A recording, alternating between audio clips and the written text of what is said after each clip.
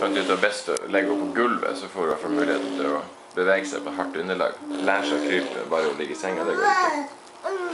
Hei! Hei! Hi-hi-hi! Hi-hi-hi-hi-hi!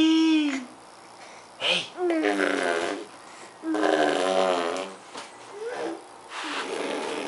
Hun klarer bare baklengs. Så er det nå at hun går opp på knærne. Og får spenntak.